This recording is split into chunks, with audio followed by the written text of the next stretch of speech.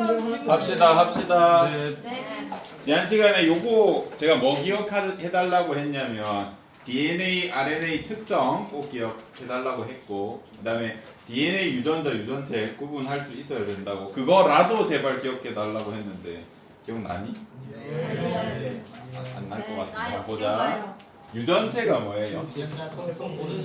모든 DNA. 잘하네. 세포속 모든 DNA. 또는 핵속 모든 DNA를 의미합니다. 잘하네. 그럼 유전자는 뭘까? DNA의 내 정보를 가진 거. 이 DNA 중에 내 세포 속에 있는 유전체 중에 DNA 중 내 정보를 가진 것. 잘하네. 그러면 DNA는 뭔데? ATGC. 이제 DNA가 뭔지에 대해서 설명할 땐 얘 특성을 말해주면 된다 그래서 아는 대로 다 불러볼래? AT밖에 몰라. ATGC라는 네 가지 글자로 이루어져 있고 그 다음에 U는 뭐라고? 뉴클레오타이드.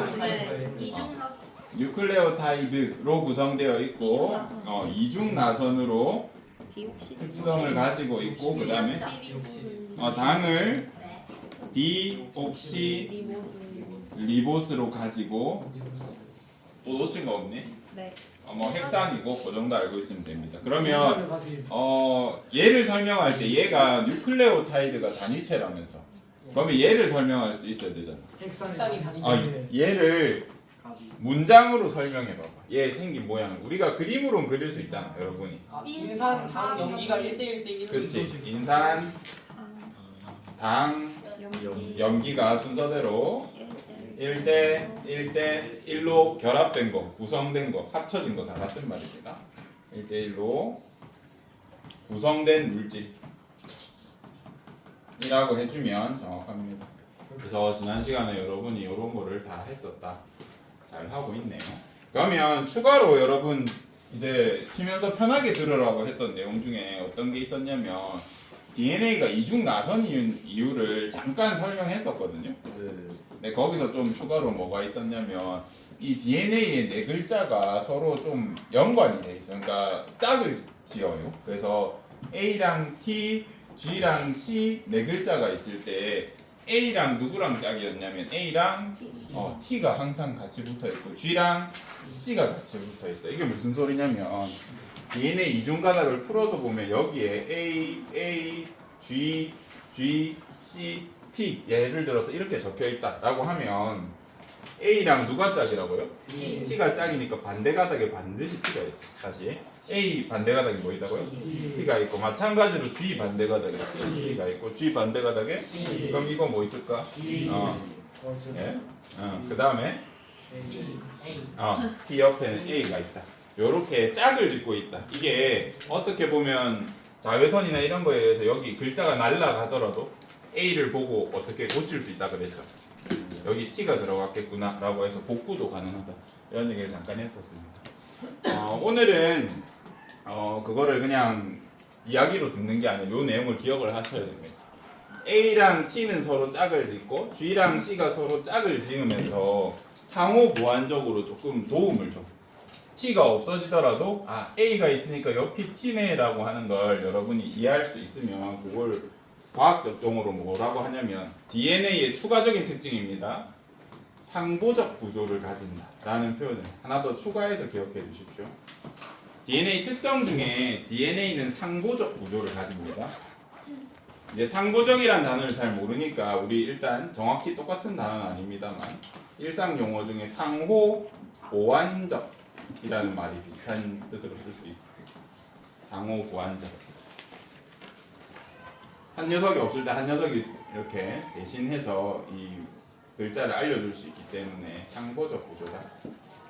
상호 보완을 해준다 생각해도 되고 이제 상보적이라는 뜻은 딱 이가 맞다 서로 모양이 딱 맞다는 의미가 구조적인 형태가 더 강합니다. 기능적인 의미고요. 잘했네. 그러면 오늘은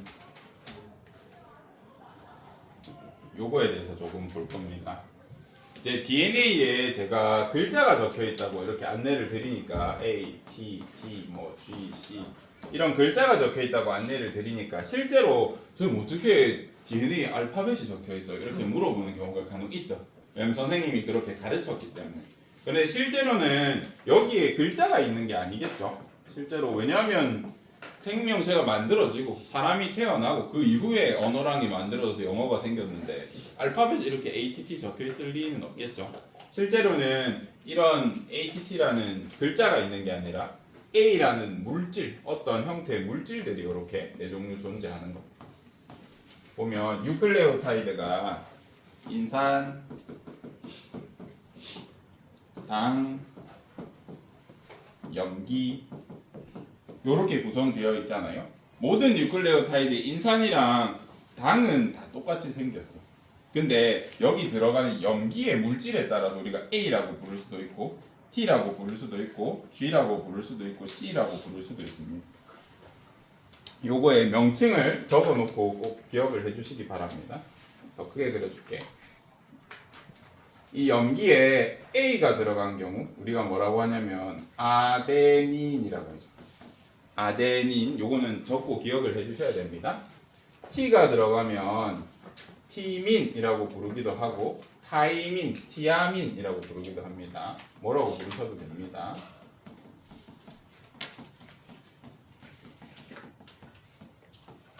그 다음에 G라고 적혀 있으면 구아닌이라고 불러주시면 되고 그 다음에 C는 시토신, 사이토신이라고 부릅니다. 사이토신 또는 시토신이라고 불러도 상관없습니다.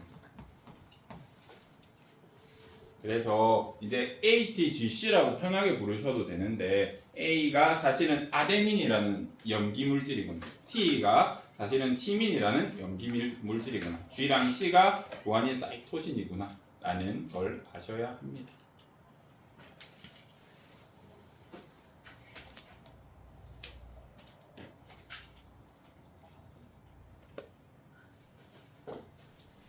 적었나요? 네.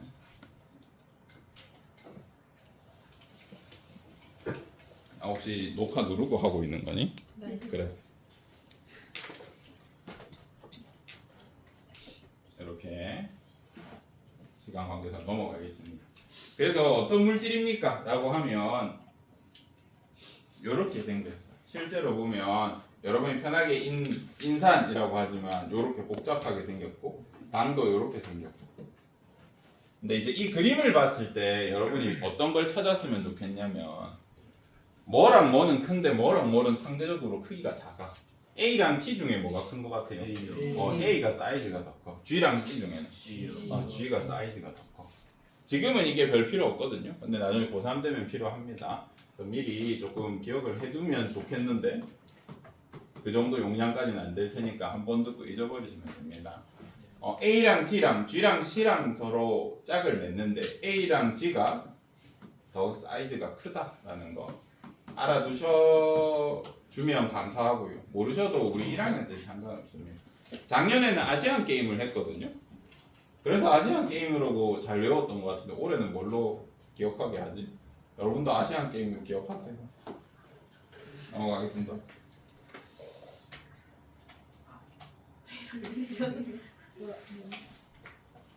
이제 교과서를 잠깐 볼 건데 우리 줄은 쳤나요?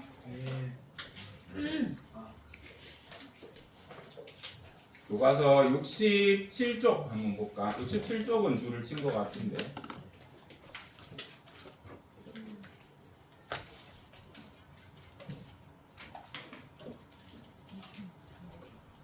67쪽에 여기 줄 쳐져 있니? 네. 그리고 각 특징 적었죠? 네. 한 거 같고 이제 여기로 추가적으로 여기 보면 제가 여기 표시는 안 해뒀는데 아데닌은 항상 타이민과 상보적으로 구아닌은 항상 사이토신과 상보적으로 결합한다 라는 의미가 있죠. 이렇게 상보적이라는 특성이 있습니다. 이게 DNA의 특성이니까 여기도 줄을 쳐두시면 좋겠죠. 자, 엄마 줄을 안 쳐버렸네. 오늘은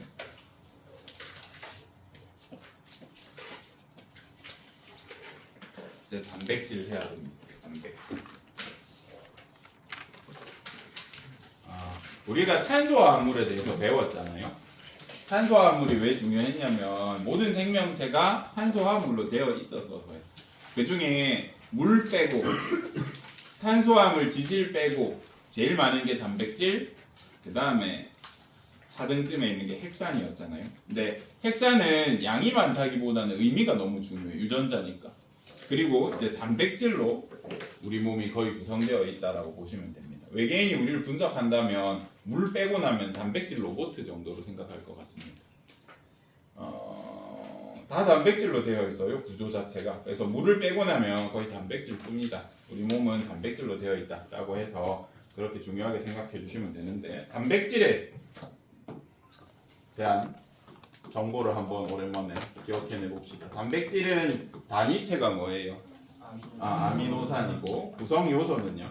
C, H, O, N 이렇게 돼 있고 그 다음 그러면 우리 몸에서 단백질로 된 게 무엇들이 있습니까? 라고 하면 대표적으로 얘네는 기억해 줘야 된다. 책에 보면 머리카락, 근육, 효소, 항체 등 이런 특성으로 되어 있습니다. 우리 잠깐 어떤 얘기 할 건데요. 제가 아미노산이랑 폴리펩티드, 펩타이드 얘기해줬네요. 해줬나요? 네. 해줬어 여러분 반에? 네. 똑같다고. 아미노산 학파랑 펩타이드 학파가 있었는데 네. 지금 둘 다 쓰고 있다 그랬죠. 네. 아미노산은 주로 언제 쓴다 그랬어? 낱개로 쓸 때. 낱개 의미가 있을 때. 펩타이드는 여러 개 있죠. 잘 기억하고 있네요. 그러면 요 물질 이름 한번 붙여볼래? 아미노산 이렇게 두 개 있는 거.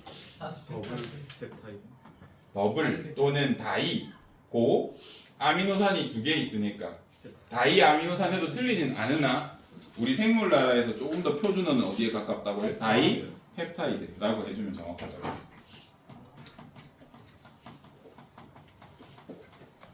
너희 반 미리 해서 조금 마음이 편안하네. 그러면 아래쪽에 내려서 우리가 이제 이 부분을 오늘 이해하면 사실 수업 끝입니다. 아미노산에 대해서 단백질과 아미노산. 단백질의 단위체는 아미노산이고 생명체에 있는 아미노산은 약 20종류 쓴다. 그리고 아미노산의 수와 결합 순서에 따라 단백질의 종류가 달라져서 다양한 단백질이 만들어진다 라는 거. 요거를 이해해야 돼. 글자로만 보면 쉽긴 한데 한번 같이 봅시다. 봐봐요. 나름 반도 했으니까 너희 반도 똑같이 하자.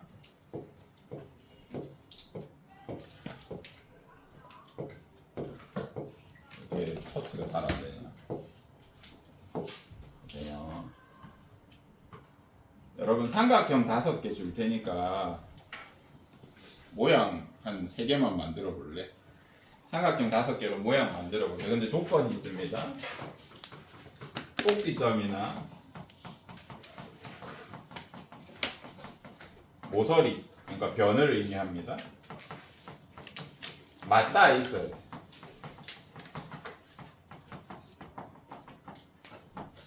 시간 잠깐 줄 테니까요. 삼각형으로. 예를 들면 이렇게 그리시면 안 된다는 겁니다. 최소한 꼭지점 하나는 이렇게 붙어 있어야 돼. 또는 이렇게 그리시면 안 된다는 뜻입니다. 이렇게 최소한 붙어 있어야 돼. 이렇게 붙여서 그리라는 뜻입니다. 제가 그지같이 그렇지만 정삼각형입니다. 이거 정삼각형 5개로 모양 한번 만들어 볼래? 다시 같이 보겠습니다. 얘들아, 우리 몸이 되게 신기한 게 뭐냐면 가만히 생각해 보면 DNA 염기 몇 가지라 그랬어? 4가지. A, T, G, C 4가지고 아미노산 몇 개 있다 그랬어? 20종류 있다 그랬잖아. 이것만 있으면 모든 생명체를 다 만들 수 있어. 조합만 잘하면. 이게 어떻게 가능한지 우리가 그거를 이해해야 돼서 제가 좀 그려보라고 한 겁니다. 조금 이따가 쓸게요. 예를 들면 동그라미 아미노산이 있고 네모 아미노산이 있고 세모 아미노산이 있어. 그러면 이 아미노산 세 개를 연결한 중합체야. 얘 이름 한번 만들어 볼래? 세 개니까 트리플. 그 다음에 아미노산이 여러 개니까 펩타이드라고 붙여주면 됩니다.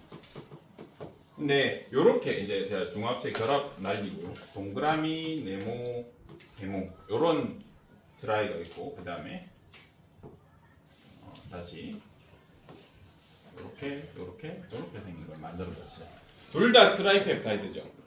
그리고 얘랑 쓰인 아미노산의 종류가 어때? 똑같죠? 근데 배열만 달라. 근데 여기서 이게 세균이라 치자. 이 단백질의 역할은 뭔가를 뚫어가지고 세균을 터트려야 되는 단백질이야. 1번 단백질이 유리할까? 2번 단백질이 유리할까? 2번이 더 유리하게 생기지 않았니? 왜? 찔러서 터트린다 그랬으니까 아무래도 요 모양이 이렇게 찌르기 좋잖아요. 그죠? 얘가 동그란 걸로 찌르던 네모난 걸로 찌르던 어떻게 그래야 되겠어? 그죠? 잘 안 뚫릴 거 아닙니까? 이렇게 똑같은 아미노산으로 똑같은 개수로 만들었지만 배열에 따라서 기능이 달라질 수도 있어. 요거 받아들일 수 있겠니? 똑같이 그럼 심지어 아미노산 종류를 완전히 똑같이 해서 개수도 똑같이 해서 해보자. 배열까지 똑같이 해보자 라고 했을 때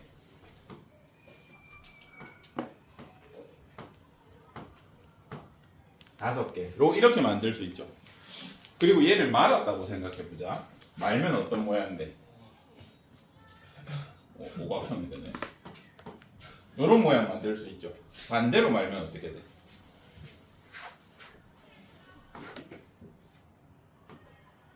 뭐 이런 모양 그린 친구도 있던데 이렇게 되겠죠.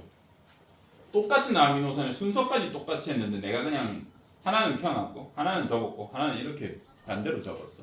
얘네 기능이 같을까 다를까? 다르겠죠. 얘 봐봐. 얘 이렇게 돼 있어. 선생님이 이렇게 손으로 밀면 얘 어떻게 될까? 쉽게 휠 거 아니, 그죠? 쉽게 휘거나 접힐 거 아닙니까? 그죠? 팔랑팔랑 할 거 아니에요, 이렇게. 쉽게 이렇게 말랑말랑하게 움직일 거 아니에요, 그죠? 근데 얘 같은 경우 제가 힘을 주면 얘가 모양이 변할까 안 변할까? 안 변해요. 웬만하면 힘을 받아서 안 변할 거 아니야. 그지? 단단하고 동그란 형태의 기능을 하겠죠. 얘 같은 경우에는 뭔가 탄력 있고 움직여야 되는 부분에 배치되면 좋을 것 같고 얘는 어디 쓰면 좋을까? 나도 모르겠어요. 표창으로 쓰세요. 나도 잘 모르겠습니다. 어쨌든 이렇게 똑같은 배열에 똑같은 순서로 했지만 접는 방법에 따라서 기능이 또 완전히 달라져요. 요거 이해될까? 네. 요게 여러분 대학교 3학년 때 가면 또는 대학교 1학년 3학년 때 배우는 내용입니다. 이해가 잘 안 되거든요. 일단 이렇게 설명해 봤는데 이해됐으면 좋고 안 됐으면 슬프네요. 그런 뜻이야. 여기 있는 글자를 다시 한번 읽어보자. 단위체는 아미노산이며 생명체에 있는 아미노산은 20종류다. 근데 얘는 수와 결합 순서에 따라서 다양한 단백질이 만들어지고 또 폴리펩타이드가 여러 개의 아미노산이 배열 순서에 따라 구부러지고 접혀서 어떤 입체 구조를 갖는지에 따라서 기능이 결정된대. 이 말 이해돼요? 네. 이거 어려운 부분이니까 좀 잘 이해해 줬으면 좋겠습니다.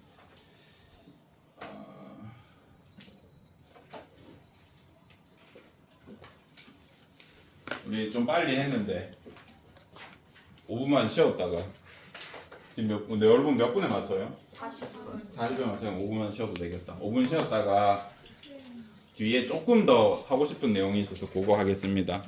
예. 네, 제가 뭘 해드리고 싶냐면 여러분은 받고 싶지 않겠지만 제가 주고 싶어서 그래요. 과제는 말고요. 맞아. 이제 제 제자들은 대부분 이제 아미노산이라는 게 뭔지에 대해서 설명할 수 있었으면 좋겠다라는 생각이 있어요. 왜냐하면 유클레오타이드는 여러분이 말로 설명할 수 있잖아요. 그죠? 인산당 염기가 1대1 대 1이다 잘 설명하는데 그러면 단백질을 설명해봐라 했을 때 단백질이 아미노산으로 이루어진 거 알잖아. 그럼 아미노산이 뭔데? 라고 했을 때 답을 할 수 있었으면 좋겠어. 그래서 알려드릴 겁니다. 그리고 고2, 고3 됐을 때도 당연히 도움되고요. 대학교에서는 더더욱 도움될 겁니다. 아미노산이 왜 아미노산이냐면 아미노에 산이 붙어 있어. 그래서 아미노산이야. 근데 얘 탄소화합물이죠. 그래서 가운데 탄소가 있고 그다음에 곁가지 하나 남는 거에 수소 하나 달려 있고.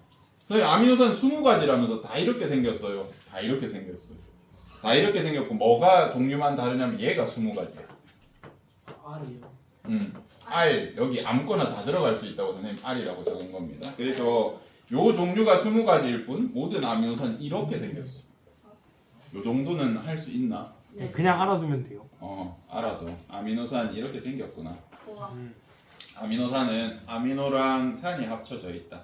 그럼 제가 아미노가 뭡니까? 라고 물어보진 않겠지만 아니 그 네, 아미노가 뭐예요? 아미노가 고마워 NH2라고 적으면 우리가 아미노라고 부르죠. 산은 그냥 산이 아니라 COOH라고 부르는 카르복실산이라고 해요. 여기까지 기억하면 초엘리트라고 할 수 있습니다. 그래서 여러분이 초엘리트가 되는 방법 이걸 기억하면 돼요. 요거에 요렇게 생긴 게 아미노산이구나. 혹시나 그릴 수 있으면 그릴 수 대학교 가세요. 졸업하셔도 됩니다. 진짜요? 그릴 수 있는 애 많이 없을걸? 친구한테 옆에 그 학원에서 공부 잘하는 애가 야 아미노산 그려봐 하면 아미노산 보여줄 수 있어요. 이렇게 못 그릴걸? 물어보는 거 까먹고. 물어보는 걸 까먹을 것 같아. 그래서 아미노산이 이렇게 생겼구나. 구조까지 그려주고 싶은데 이렇게라도 기억하면 좋을 것 같습니다. 할 수 있겠니? 네. 그 다음에 하나 빼먹은 게 있는데 우리 아미노산 결합할 때 요 사이에 결합 이름이 아미노산 결합이라고 해도 안 틀리거든요. 근데 아미노산이 결합하려면 몇 개 이상 있어야 돼? 네. 2개 이상이 있어야 돼. 그래서 아미노산이라고 부르기보다는 펩타이드라고 부르는 게 더 적합해. 그래서 여기 결합 이름 뭐게? 펩타이드 결합이라고 합니다. 그래서 여러분이 서서히 생물나라 말투를 배워가는 것 같아서 굉장히 뿌듯하고 오늘 수업은 여기까지 하겠습니다. 아, 졸업 축하드려요.